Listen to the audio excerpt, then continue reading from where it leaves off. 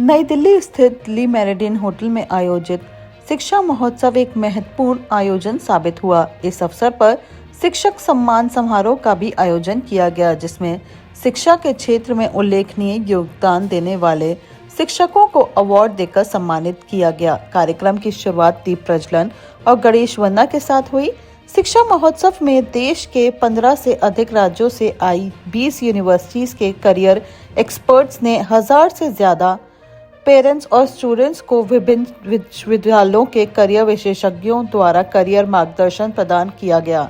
इस महोत्सव में SGT university, MIT university Gurugram, Devbhoomi Uttarakhand university, Graphic Era university, Parul university, KR Mangalam university, DBS global university, GN group of institute सहित कई प्रमुख शिक्षण संस्थानों ने भी भाग लिया।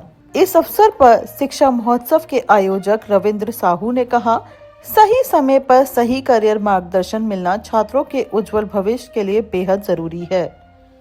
शिक्षा महोत्सव का आज यहाँ पे आयोजन किया गया है। क्या लगता है कि स्टूडेंट्स के बीच में और जो फैकल्टी के बीच और कॉलेज के बीच में जो एक गैप कम्युनिकेशन गैप होता है, जिससे स्टूडेंट्स को बहुत दिक्कत होती है, तो वो आप लोग इसको कैसे फुलफिल करेंगे? मैम देखिए, मेरा नाम रविंद्र साहू है, मैं शिक्षा महोत्सव से हूँ। और अगर हम बात करें गैप का, तो गैप तो है। गैप इसलिए भी है क्योंकि यदि हम देखें तो हमें जो टीचर्स पढ़ा रहे हैं या जो हमारे पेरेंट्स हैं, उनकी एजुकेशन 20-25 साल पहले हुई थी। सो अभी 20-25 साल में तो एजुकेशन में बहुत कुछ चेंज हो चुका है, बहुत कुछ अपडेट हो चुका है। अगर मैं आज की बात करूं तो अभी कंप्यूटर साइंस में 11 से 12 ब्रांचेस आ गई हैं। एआई आ गया, एमएल है, डेटा साइंस है, साइबर सिक्योरिटी है। बट अभी 20 साल पहले तो ऐसा नहीं था ना कुछ भी।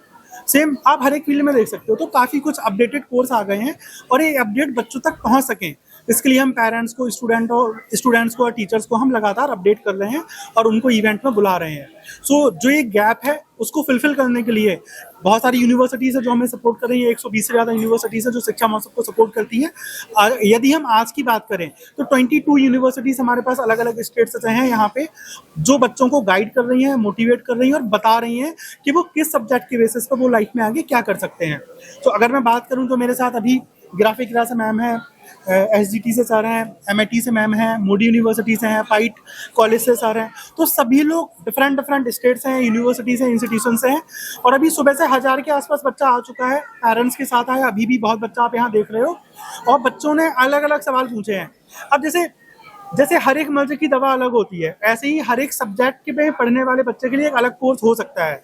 लाइक किसी के पास ह्यूमैनिटीज़ हैं तो अलग कोर्स उसे करना पड़ेगा, मैथ्स है तो अलग कोर्स करना पड़ेगा, बायो है तो अलग कोर्स करना पड़ेगा, यदि कॉमर्स है तो अलग कोर्स है, एग्रीकल्चर है तो अलग कोर्स है। सो डिफरेंट कोर्स और डिफरेंट कोर्सेज हैं जो बच्चों को करने होते हैं लाइफ में आगे जाने के लिए। एक चीज़ और है, भाई यहाँ आना ज़रूरी क्यों है? उसका कारण है, बच्चा पढ़ तो कुछ भी सकता है बट पढ़ने से बस काम चलने वाला नहीं है। उसका कारण है जितने भी स्टूडेंट्स हैं सभी के पास जिम्मेदारियां हैं और परिवार है जिसकी जिम्मेदारियां उसे उठानी है। और जिम्मेदारियां उठाने के लिए उसे एक चीज़ चाहिए, वो है पैसा। पैसा लाने के लिए 2 चीज़ें चाहिए, या तो अच्छा बिजनेस या अच्छी जॉब। अच्छा बिजनेस और अच्छी जॉब सिर्फ और सिर्फ तभी मिल सकता है जब आपके पास बहुत अच्छा बेटर नॉलेज हो। नॉलेज के लिए अच्छी कॉलेज, अच्छी यूनिवर्सिटी, अच्छा कोर्स चाहिए। सो हर एक बच्चे को देश में right college, right course, right university, right stream और राइट स्पेशलाइजेशन मिल सके, उसके लिए शिक्षा महोत्सव का आयोजन किया जा रहा है। मैं चाहूंगा कि हमारे साथ जितनी भी साथी यूनिवर्सिटीज, कॉलेज हैं, उनसे आप बात करें और समझें कि वो लोग बच्चों को क्या बता रहे हैं और बच्चों के क्या सवाल हैं उनसे।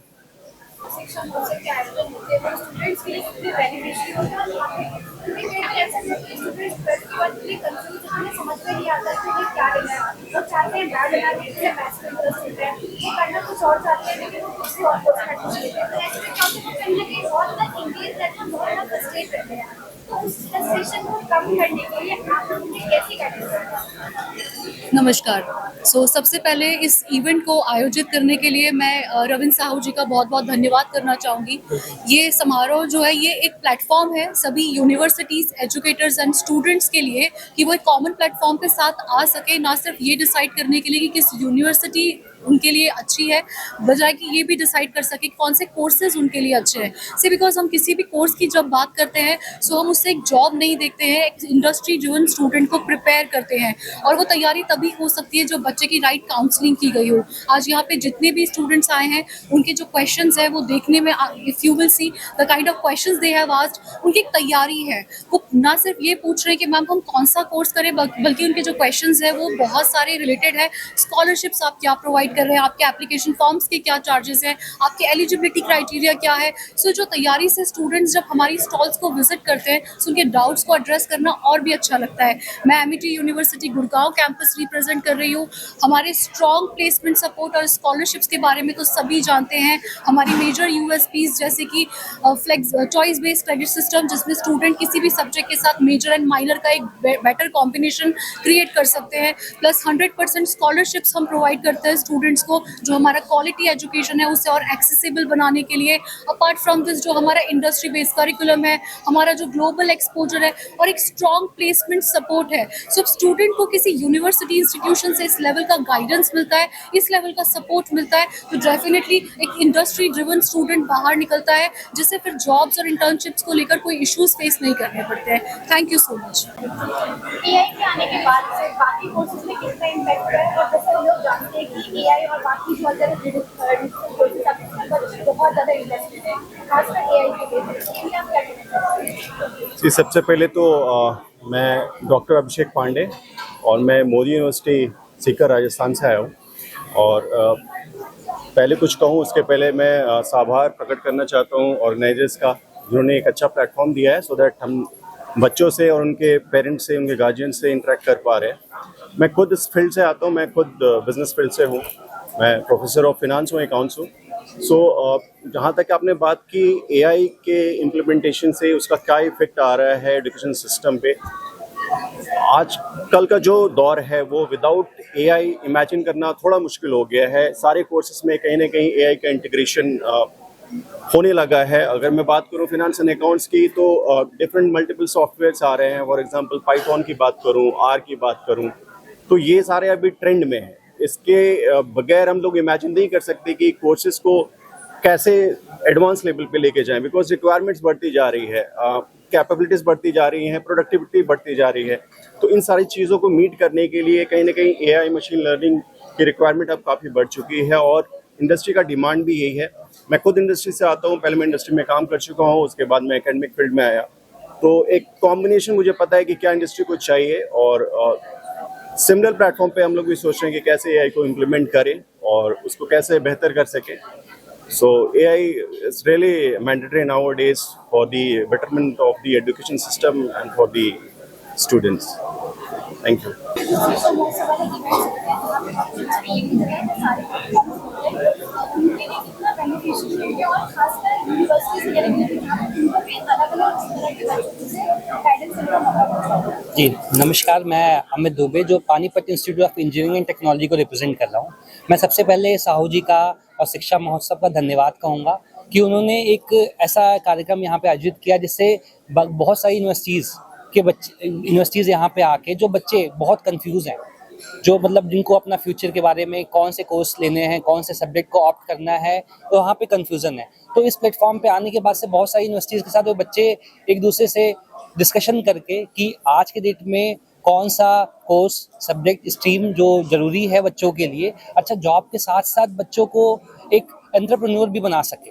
जैसे कि मैं पानीपत इंस्टीट्यूट को रिप्रेजेंट करता हूं, तो हमारे यहाँ कहते हैं स्टार्टअप इंक्यूबेशन सेंटर्स भी हैं, जहां पे बहुत ज़्यादा बच्चे आके काम करते हैं और फिर अपना एक स्टार्टअप इनिशिएटिव लेते हैं बच्चे। तो आज के डेट में बच्चा कन्फ्यूज़न है, लेकिन यहाँ पे आने के बाद से बच्चा काफ़ी ज़्यादा क्यूरियस है कि इस कोर्स में नहीं तो इसमें क्या ऑप्शंस हैं, अच्छा इनसे क्या हमें एडवांटेज मिल सकता है, क्या नहीं मिल सकता, तो ये चीज़ देखने को मिलती है। अच्छा आज के डेट में मैं कहूँगा कि जो आर्टिफिशियल इंटेलिजेंस एआई का जो दौर है, जो आपने पहले सर ने बताया कि इसका यूज़ बहुत ज़्यादा हो रहा है, लेकिन साथ के साथ मुझे एक बात की बहुत ज़्यादा प्रसन्नता है कि अभी मैं जो साहू जी के फेयर में देख रहा हूँ कि जो कोर ब्रांचेस थी जैसे कि mechanical engineering, civil engineering, electrical engineering, अब बच्चों का जो ध्यान वापस से इन कोर्सेज में आ रहा है। पहले ये कोर्सेज बहुत कम, अगर 200 बच्चे 300 बच्चों की क्वेरी करो तो शायद 2-4 बच्चा होता था जो ये कोर्सेज के लिए पूछता था, लेकिन अब बच्चे बहुत सारे आ रहे हैं। और मुझे बहुत अच्छा, मैं साहू जी का आभार करूंगा कि ऐसे बच्चों को लाके जो बच्चों को फिर से वापस इन जो स्ट्रीम कोर इंजीनियरिंग ब्रांचेस हैं इनके पीछे बच्चे आ रहे हैं और वापस इंटरेस्ट दिखा रहे हैं।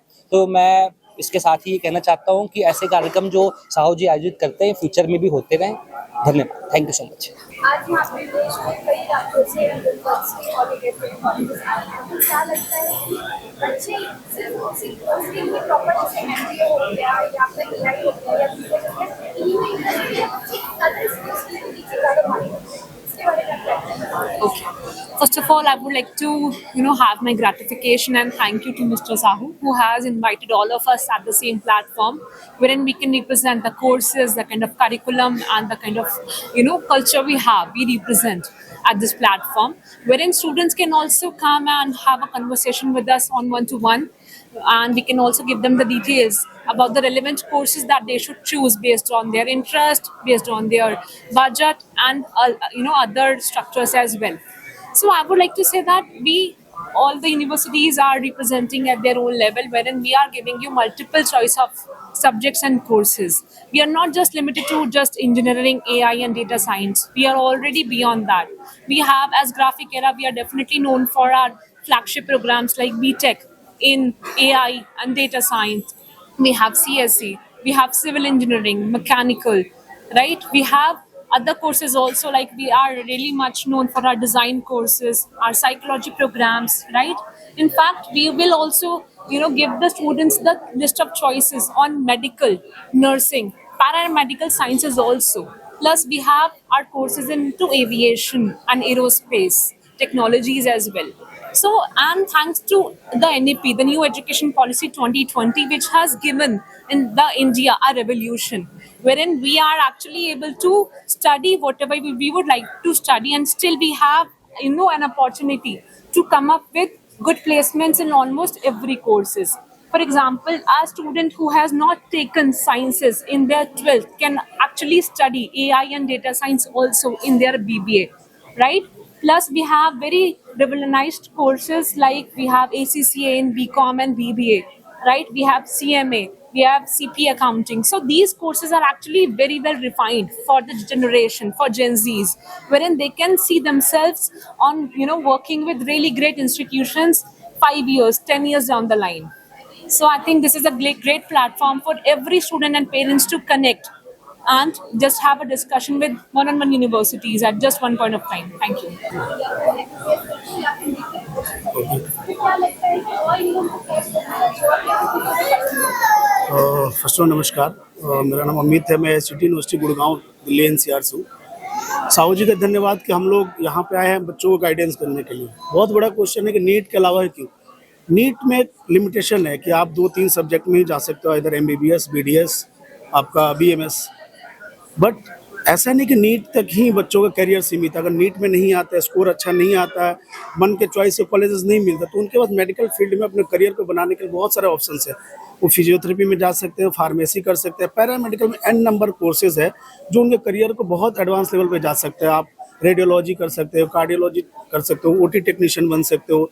ऐसे मतलब नीट के अलावा मेडिकल फील्ड में बहुत सारे सब्जेक्ट है जहाँ बच्चा अपना पढ़ाई करके अच्छा जॉब कर सकता है। SGT यूनिवर्सिटी के पास मतलब आप मेडिकल फील्ड में देखोगे तो हमारे पास बहुत सारे कोर्सेज हम ऑफर करते हैं।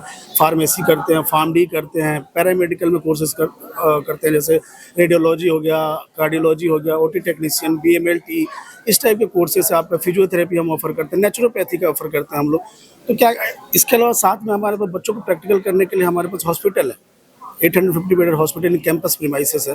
तो मेडिकल फील्ड में बहुत बड़ा स्कोप है, विदाउट नीट भी जा सकता है। हमारे पास NRSC है, नेशनल रेफरेंस सिमुलेशन, एशिया का बड़ा फर्स्ट सिमुलेशन लैब है, जहाँ पे आप बच्चे को बहुत अच्छा एडवांस लेवल के टेक्नोलॉजी बेस्ड सिखा सकते हो मेडिकल फील्ड में। तो नीट के मेरे कहने का मतलब नीट के अलावा MBBS, BDS और BMS ही नहीं है, मेडिकल फील्ड में बहुत ज़्यादा स्कोप है जो आगे बच्चा कर सकता है। तो ये नीट के अलावा कोर्सेज ऑफर है।